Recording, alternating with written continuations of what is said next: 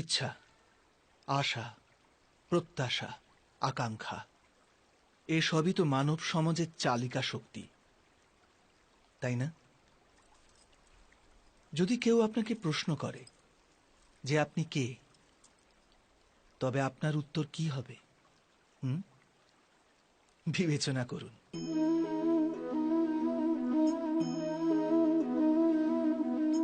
আপনি তখন বুঝতে পারবেন যে আপনার ইচ্ছাই আপনার জীবনের ব্যাখ্যা।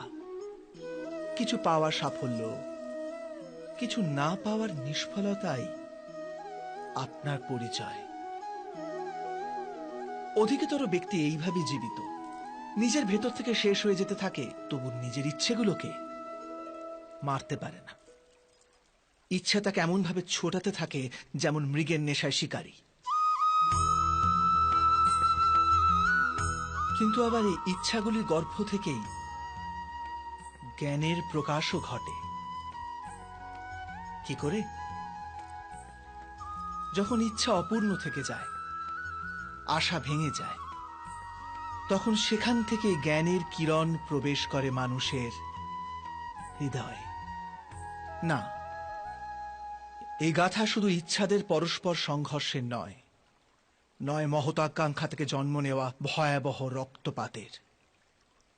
এই গাথা হল ইচ্ছার গর্ভ থেকে উৎসারিত হওয়া জ্ঞানের।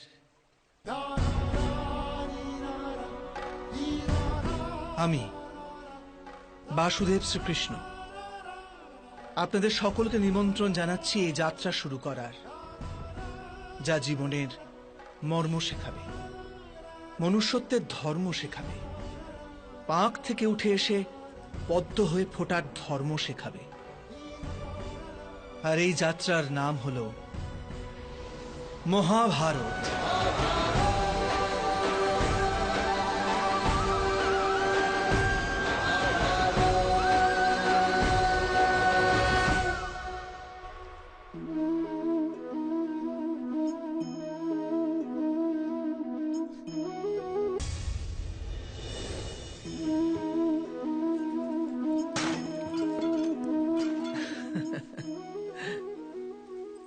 কখনো কখনো কোনো ঘটনা মানুষের জীবনের সমস্ত পরিকল্পনা ভেঙে দেয়, আর মানুষ সেই আঘাতকে জীবনের কেন্দ্র বানিয়ে নেয়।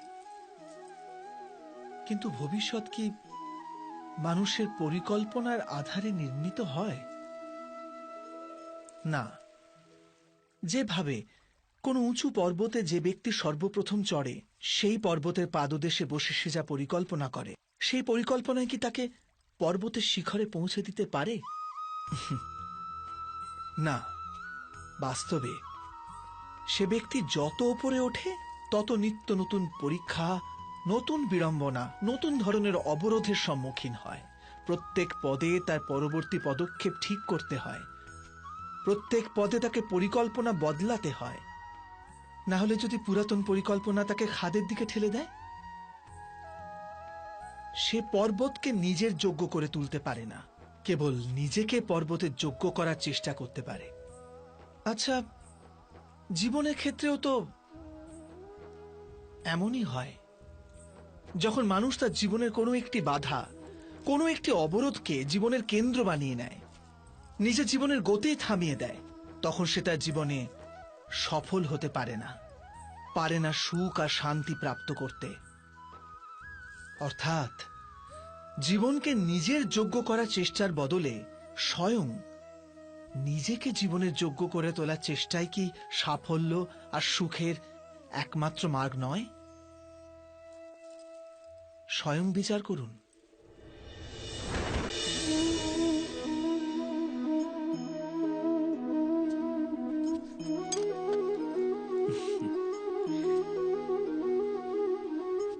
ভবিষ্যতের দ্বিতীয় নাম সংঘর্ষ। হৃদয়ে আজ যদি কোনো ইচ্ছা জাগে, যদি তা পূর্ণ না হয়, তবে হৃদয় ভবিষ্যতের পরিকল্পনা করে। ভবিষ্যতে ইচ্ছা পূর্ণ হবে এমন কল্পনা করতে থাকে। কিন্তু জীবন না লুকিয়ে আছে ভবিষ্যতে, না আছে অতীতে। জীবনের হদিশ তো আছে এই ক্ষণে, অর্থাৎ এই মুহূর্তের অনুভবেই রয়েছে জীবনের অনুভব। কিন্তু আমরা সব জেনে বুঝেও এটুকু সত্য মেনে নিতে পারি না। হয় আমরা পুরনো স্মৃতি দিয়ে নিজেদের ঘিরে বসে থাকি, অথবা আগামী সময়ের জন্য পরিকল্পনা করতে থাকি। আর জীবন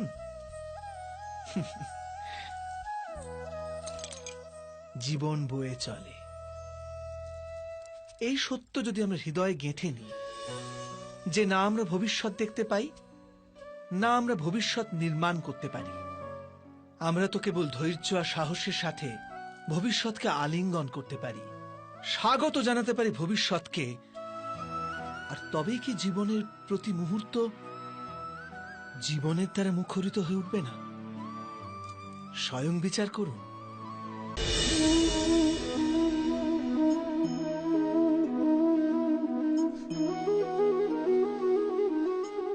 জগতে প্রত্যেক ব্যক্তির কোনো না কোনো দুর্বলতা অবশ্যই আছে। যেমন কেউ খুব অধিক বেগে দৌড়াতে পারে না, কেউ অধিক ভার গ্রহণ করতে পারে না, কেউ কোনো অসাধ্য রোগে পীড়িত হয়ে পড়ে, তো কেউ বিদ্যাপাঠ স্মরণে রাখতে পারে না। এরকম অনেক উদাহরণ আরো আছে। আপনি কি এমন কোনো ব্যক্তিকে জানেন যার সমস্ত প্রাপ্তি ঘটেছে? কিন্তু আমরা জীবনের একটি দুর্বলতাকে জীবনের কেন্দ্র বানিয়ে ফেলি, যে কারণবশত হৃদয়ে দুঃখ আর অসন্তোষ ঘিরে থাকে সদা। দুর্বলতা মানুষ জন্ম থেকে অথবা কোনো দুর্ঘটনার মাধ্যমে প্রাপ্ত করে, কিন্তু দুর্বলতাকে মানুষের মন নিজের অক্ষমতা বানিয়ে ফেলে। কিন্তু কিছু ব্যক্তি এমনও হন যারা নিজের পৌরুষ আর শ্রমের দ্বারা সেই দুর্বলতাকে পরাজিত করে দেন। কি বিভেদ আছে এদের আর অন্য লোকেদের মধ্যে? আপনি কখনো এর বিচার করেছেন? অতি সরল উত্তর আছে এই প্রশ্নে। যে ব্যক্তিকে দুর্বলতা পরাজিত করতে পারে না, যে পৌরুষের প্রমাণ দেবার সাহস রাখে হৃদয়ে, সেই দুর্বলতাকে পার করতে পারে। অর্থাৎ দুর্বলতা তো ঈশ্বর প্রদান করেন, কিন্তু নিজের সীমা তো মানুষ নিজেই নির্মিত করে। স্বয়ং বিচার করুন।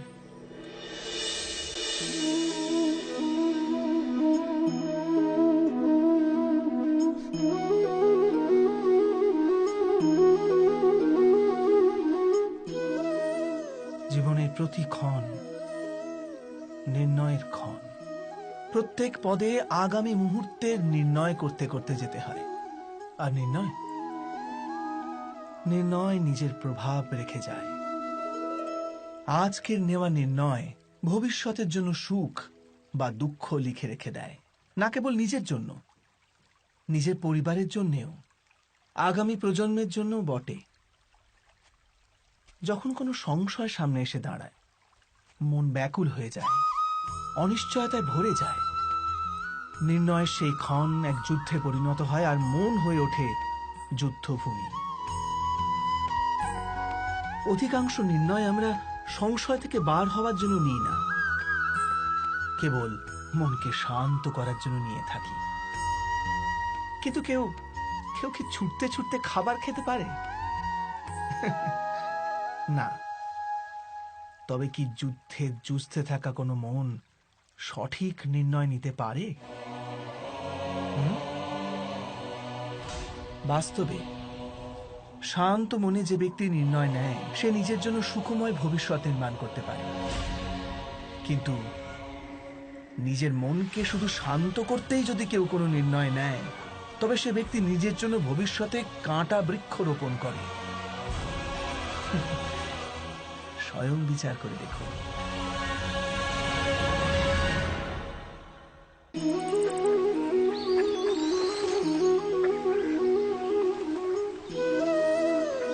সময়ের প্রারম্ভ থেকে মানুষকে একটি প্রশ্ন সদাই পীড়া দেয়, যে তারা নিজের সম্পর্কগুলিতে অধিকতম সুখ আর ন্যূনতম দুঃখ কিভাবে লাভ করতে পারে। আচ্ছা, আপনার সমস্ত সম্পর্ক কি আপনাকে সম্পূর্ণ সন্তোষ দিতে পেরেছে? বিচার করুন। আমাদের জীবন সম্পর্কের উপর দাঁড়িয়ে আছে। এ জীবনের সুরক্ষাও এই সম্পর্কের উপরই টিকে আছে। সেই কারণে আমাদের জীবনের সমস্ত সুখের আধারও এই সম্পর্ক। কিন্তু তবু আমাদের সম্পর্কগুলি থেকেই বেশিরভাগ দুঃখের জন্ম কেন হয়? সর্বদা সংঘর্ষ এই সম্পর্কগুলি থেকেই কেন উৎপন্ন হয়? কখনো বিচার করেছেন? যখন কোনো ব্যক্তি অন্য ব্যক্তির চিন্তাধারা বা কাজকে স্বীকার করে না, তার ভেতরে কোনো পরিবর্তন আনার প্রচেষ্টা করে, তখন সংঘর্ষের জন্ম হয়। অর্থাৎ যত অধিক অস্বীকার তত অধিক সংঘর্ষ, আর যত অধিক গ্রহণ ক্ষমতা ততই অধিক সুখ। এটা বাস্তব নয়? যদি মানুষ স্বয়ং নিজের প্রত্যাশার উপরে অঙ্কুশ টানে, নিজের বিচারধারাকে পাল্টায়, কোনো অন্য ব্যক্তিকে পাল্টানোর প্রচেষ্টা না করে স্বয়ং নিজের ভিতরেই পরিবর্তন আনার প্রয়াস করতে থাকে, তবে কি সম্পর্কতে সন্তোষ লাভ করা খুব কঠিন হবে? অর্থাৎ স্বীকার করে নেওয়াই কি সম্পর্কের বাস্তবিক অর্থ নয়? স্বয়ং বিচার করুন।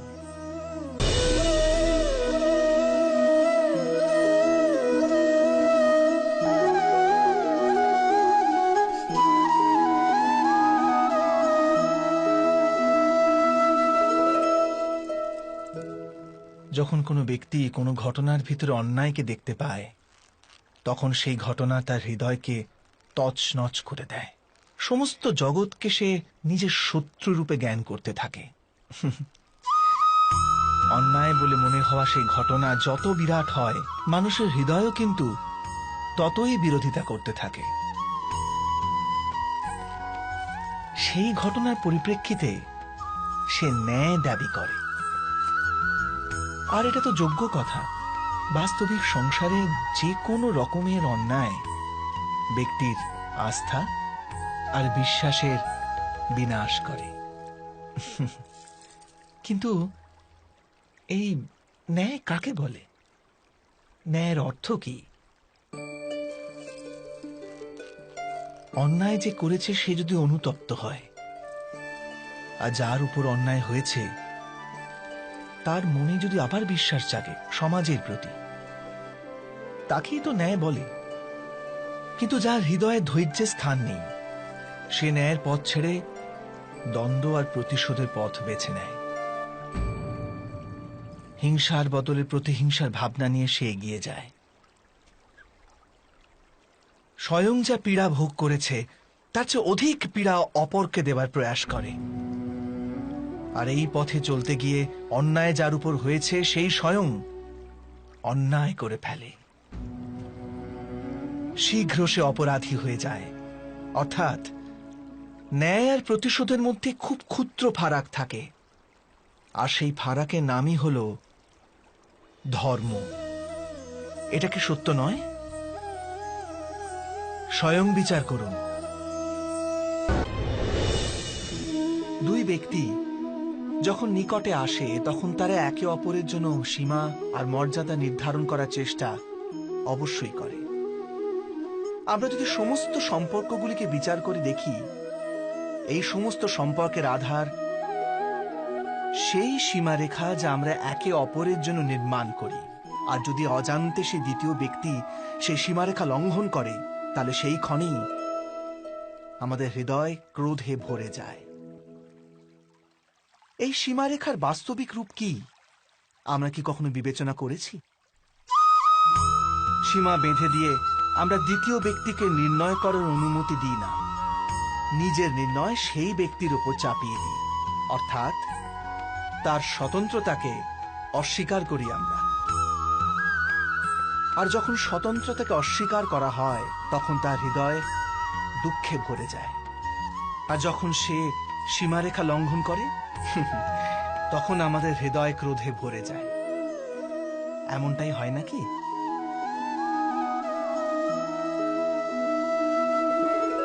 কিন্তু যদি আমরা একে অপরের স্বতন্ত্রতাকে সম্মান করি, তাহলে কোনো সীমার প্রয়োজনীয়তাই পড়ে না। অর্থাৎ যে প্রকারে বোঝাপড়া যে কোনো সম্পর্কে দেহ, ঠিক সেইভাবেই স্বতন্ত্রতা সে সম্পর্কের আত্মার নয় কি? স্বয়ং বিচার করুন।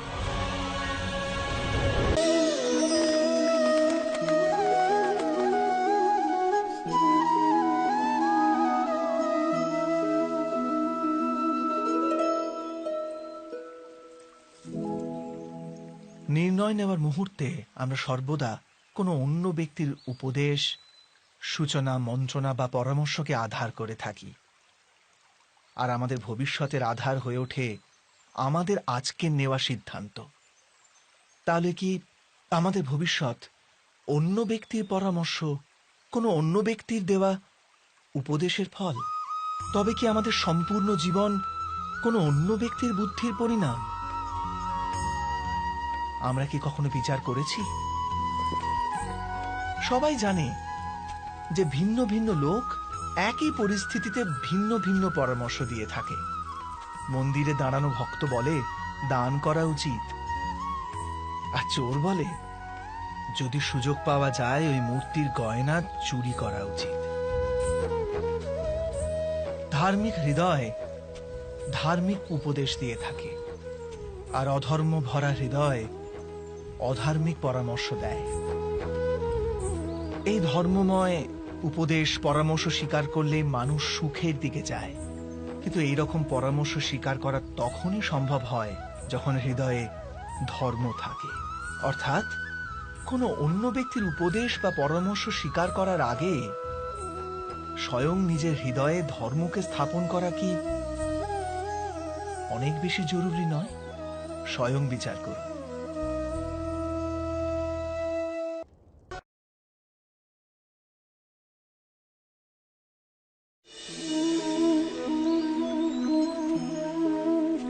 সবার জীবনে এমন মুহূর্ত অবশ্যই আসে যখন সত্য বলার নিশ্চয়তা থাকে হৃদয়ে, কিন্তু মুখ থেকে সত্যটা বেরোতেই পারে না। কোনো ভয় মনকে এমনই ঘিরে রাখে। কোনো ঘটনা বা প্রসঙ্গ সম্পর্কে কথা বলা, অথবা নিজের কোনো ভুল হয়ে গেলে সেই সম্বন্ধে কথা বলা, এটাই কি সত্য কথা বলা? না, এ তো কেবল তথ্যটুকু, অর্থাৎ যেমন ঘটেছে শুধু সেইটুকু ব্যক্ত করা। এ সামান্য ব্যাপার। কিন্তু কখনো কখনো সেই তথ্যটুকু বলতে গিয়েও ভয় হতে থাকে। কখনো আবার অন্য ব্যক্তি কি ভাববে সেই দুশ্চিন্তা হয় মনে। অন্য কারো দুঃখ হবে এই ভয়টাও সত্যকে আটকায়। তবে এই সত্য কাকে বলে আমরা কি কখনো বিবেচনা করেছি? যখন ভয়কে তুচ্ছ করেও কোনো তথ্য বলে দেওয়া হয়, তবে তাকে সত্য বলা হয়। বাস্তবে সত্য আর কিছুই না, কেবল নির্ভীকতারই অপর নাম। আর নির্ভীক হওয়ার কোনো সময় হয় না, কারণ নির্ভীকতা আত্মারই এক স্বভাব।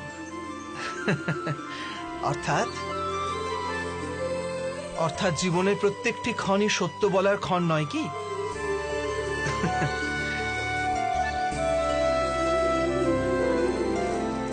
স্বয়ং বিচার করুন।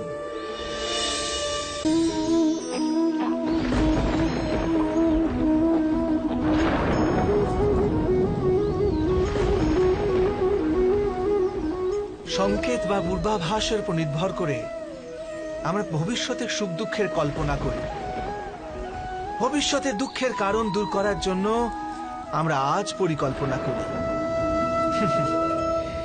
কিন্তু কালকের সংকটকে আজ নির্মূল করার চেষ্টা করলে আমরা লাভবান হই নাকি আমরা ক্ষতিগ্রস্ত হই? এই প্রশ্ন নিজেদের করি না।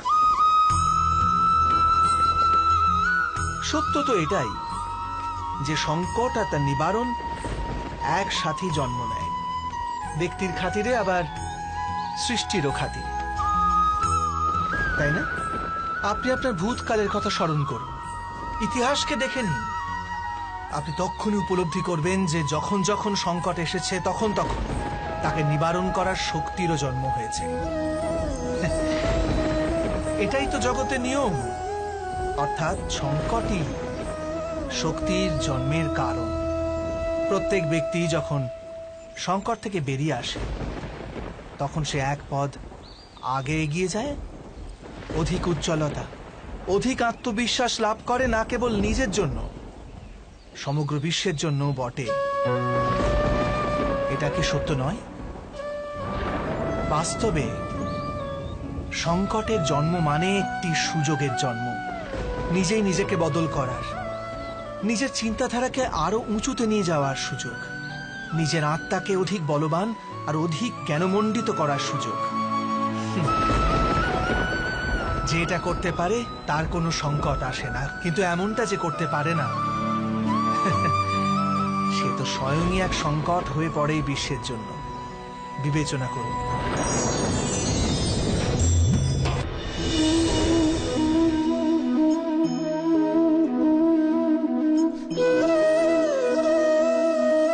পরম্পরার মধ্যে ধর্মের অবস্থান, আর প্রথাই ধর্মকে ধরে রাখার দায়িত্ব বহন করে, এটা সত্যি। কিন্তু কেবল প্রথাকেই কি ধর্ম বলে? বিবেচনা করুন।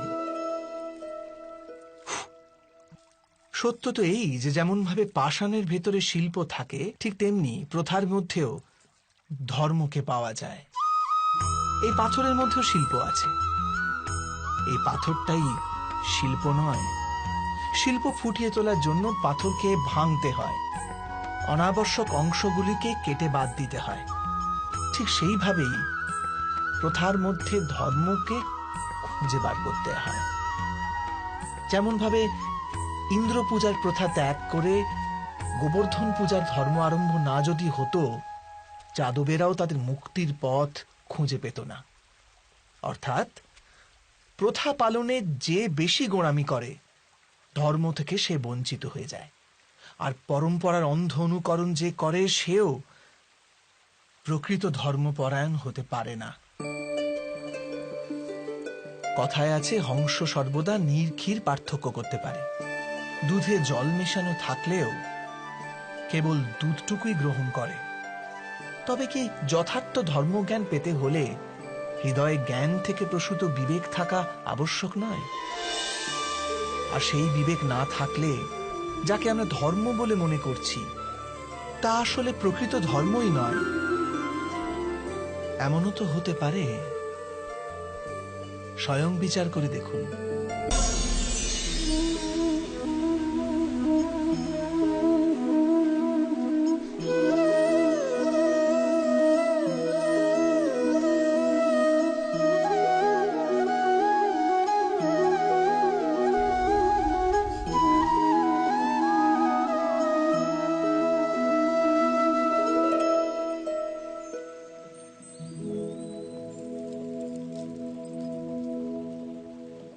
ভবিষ্যৎকে আধার করে সবাই আজকে নির্ণয় করতে চায়। ভবিষ্যতে সুখ লাভ হবে, ভবিষ্যৎ সুরক্ষিত হবে, এমন নির্ণয় আজ করার প্রয়াস করতে থাকে সবাই। আপনি নিজের জীবনেই দেখুন, আপনার অধিকতর নির্ণয়ের মূলে ভবিষ্যতের চিন্তা থাকে না। আর কেনই বা হবে না? নিজের জীবনকে সহজ ও সুখময় বানিয়ে তোলার প্রচেষ্টা করার অধিকার সবার আছে। কিন্তু ভবিষ্যৎ তো কেউ জানে না, কেবল কল্পনাই করা যেতে পারে। তবে জীবনের সমস্ত গুরুত্বপূর্ণ নির্ণয় কল্পনার উপর নির্ভর করেই আমরা করি। এই নির্ণয় করার কোনো তৃতীয় পথ হতে পারে? বিবেচনা করুন। সমস্ত সুখের আধার ধর্ম, আর সেই ধর্ম মানুষের হৃদয়ে স্থাপিত। অতএব প্রত্যেক নির্ণয়ের পূর্বে স্বয়ং নিজের হৃদয়কে প্রশ্ন অবশ্য করে নিন যে এই নির্ণয় স্বার্থ থেকে জন্মেছে না ধর্ম থেকে। এটুকুই কি যথেষ্ট নয়? ভবিষ্যতের বদলে ধর্মের বিচার করলে কি ভবিষ্যৎ অধিক সুখময় হয়ে উঠবে না? স্বয়ং বিচার করে দেখুন।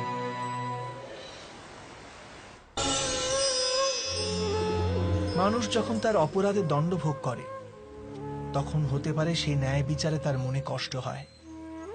প্রশ্ন ওঠে তার হৃদয়ে যে যখন সে অপরাধ করেছিল তখন সে ভিন্ন ব্যক্তি ছিল, তারপর সে অনেক অনেক অনুতাপ করেছে, নিজেকে এত পরিবর্তন করেছে, তবু সে দণ্ড কেন পাবে? কিন্তু যেখানে আঘাত আছে সেখানে প্রত্যাঘাতও থাকবে। যেমন কর্ম তেমনি ফল। যদি কাউকে স্নেহ দাও তবে সুখ লাভ হবে, যদি কাউকে হত্যা করো তবে মৃত্যুদণ্ড পাবে। যেমন কার্য তেমনি ন্যায় হয়। তবে কি প্রায়শ্চিত্ত বা অনুতাপের কোনো মূল্য নেই? আছে, অবশ্যই মূল্য আছে।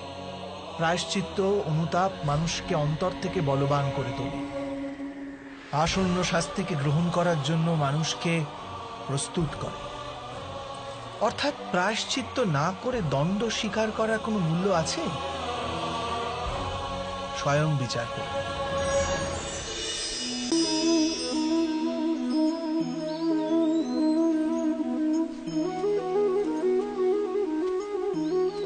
যখন নিজের কোনো ভালো কাজের বদলে দুঃখ লাভ হয়, অথবা কেউ দুষ্কর্ম করেও সুখ লাভ করে, তখন মন অবশ্যই এটা ভাবতে বসে যে তাহলে ভালো কর্ম করার, ধর্মের পথে চলার তাৎপর্যটা কি?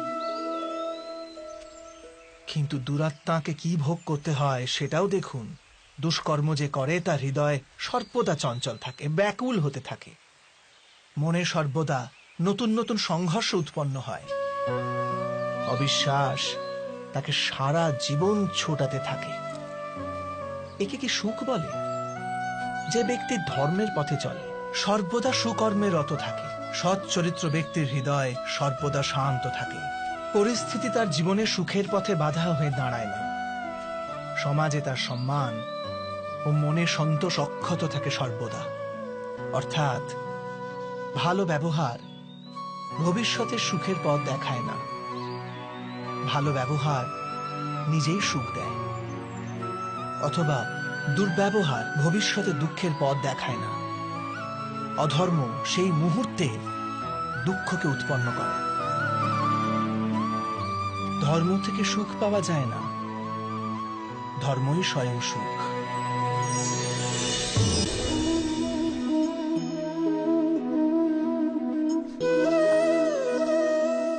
ক্ষমতার লালসা সবারই হৃদয়কে ঘিরে থাকে। প্রত্যেক ব্যক্তি নিজেরই এক রাজত্ব নির্মাণ করার চেষ্টা অবশ্যই করে। সেই রাষ্ট্র পুরো রাষ্ট্রের মতো অত বৃহৎ হোক অথবা নিজের পরিবারই হোক, সে ক্ষমতা লাভ করার প্রয়াস অবশ্য করে। কিন্তু ক্ষমতার বাস্তবিক রূপ কি আমরা কি কখনো বিবেচনা করেছি? একটি মানুষ যত অধিক ব্যক্তির জীবনকে প্রভাবিত করতে পারে, যত অধিক ব্যক্তির স্বতন্ত্রতার উপর অঙ্কুশ টানতে পারে, ততই অধিক ক্ষমতার অনুভব করে সে। ক্ষমতার প্রকৃত রূপই হলো অন্যের জীবনের ওপর স্বয়ংের প্রভাব। কিন্তু বাস্তবে প্রভাব প্রেম, দয়া, করুণা ও ধর্ম থেকে উৎপন্ন হয় নাকি? যখন মানুষ কঠোরতা আর অধর্মের মাধ্যমে ক্ষমতা প্রাপ্ত করার প্রয়াস করে, তখনই সে অন্যের হৃদয়ে বিরোধিতা অথবা বিদ্রোহের জন্ম দেয়। আর পরিণাম অনেকটা এই রকম। হ্যাঁ, কিছু সময়ের জন্য সে নিজের প্রভাব ও শক্তির বিকাশ অবশ্য অনুভব করে, কিন্তু তা বাস্তবিক ক্ষমতা নয়। এই কারণে ভৃগু আর বশিষ্ঠের মতো ঋষিদের আজও পূজা করা হয়, রাবণ বা হিরণ্যকশিপুদের নয়। এ সম্বন্ধে আপনি অবশ্যই বিচার করবেন, সত্য বলেছি কিনা।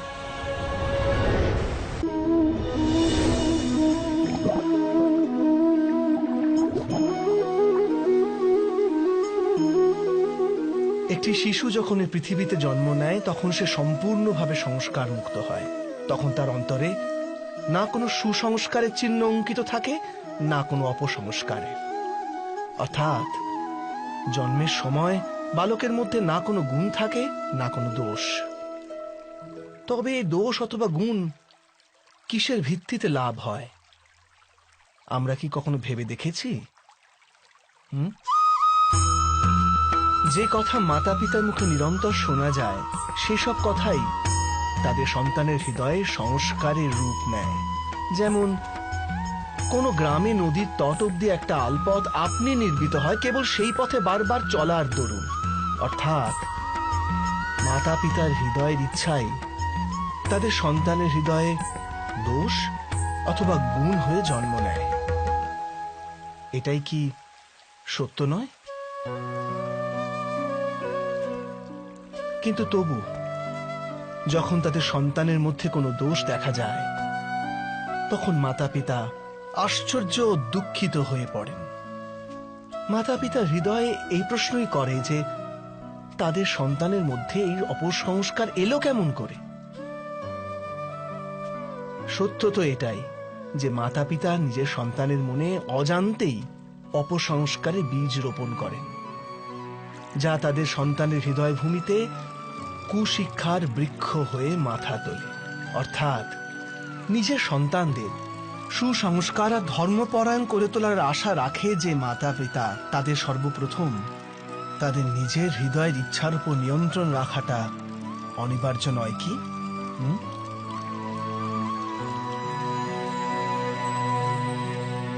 প্রত্যেক মাতা পিতা এ বিষয়ে বিচার অবশ্যই করবেন।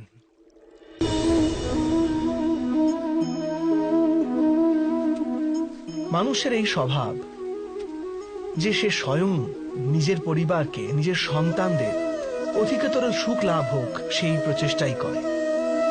সেই কারণেই আমরা সদা শ্রম আর কষ্ট থেকে দূরে থাকতে চাই, বিশ্রাম আর বিলাসবহুল জীবন ধারণের প্রয়াস করি। স্বয়ং নিজের জীবনকেই দেখুন। এটা কি সত্য নয় যে আমরা আমাদের সন্তানদের জন্য সর্বদা বিশ্রাম ও স্বাচ্ছন্দ্যের আয়োজন করতে চাই? কিন্তু কখনো কি ভেবেছেন যে ওদের এই বিশ্রাম থেকে কি ফল লাভ হয়? কেবল সুখ আর সুবিধা যারা লাভ করে তাদের জীবন কেমন হয়? শরীর যখন শ্রম করে তখন অধিক সুস্থ থাকে, বুদ্ধিও যখন কঠিন পরিস্থিতির সম্মুখীন হয় তখন আরো তেজস্বী হয়ে ওঠে। এ আমাদের সবার অভিজ্ঞতা, কিন্তু আমরা হয়তো এটা ভুলেই যাই যে মন আর সত্তা যখন কঠিন পরিস্থিতির মধ্যে দিয়ে যায় তখন উভয়ই অধিক বলবান হয়ে ওঠে। অর্থাৎ যখনই আমরা আমাদের সন্তানদের শ্রম ও দুঃখ থেকে দূরে রাখার প্রয়াস করি তখন বাস্তবে তাদের সুখের পথ আমরা বন্ধ করে দিই নাকি? স্বয়ং বিচার করুন।